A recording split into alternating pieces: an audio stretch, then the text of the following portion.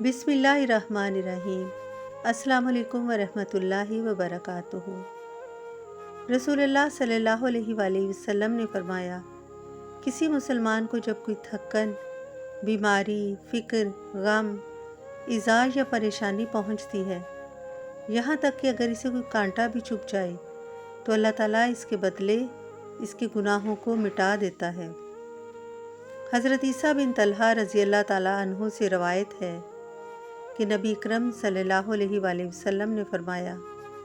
جب اللہ اپنے بندے کے ساتھ بھلائی کا ارادہ کرتا ہے تو دنیا میں ہی اسے اس کے گناہوں کی سزا دے دیتا ہے تاکہ آخرت میں حساب نہ ہو، اور جب کسی بندے کے ساتھ اللہ تعالیٰ ناراض ہوتا ہے تو اس کے گناہوں پر گرفت نہیں کرتا، یہاں تک کہ قیامت کے دن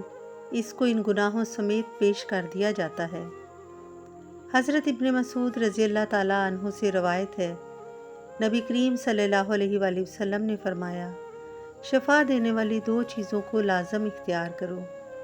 اور وہ 2 چیزیں ہیں شہد اور قرآن مجید۔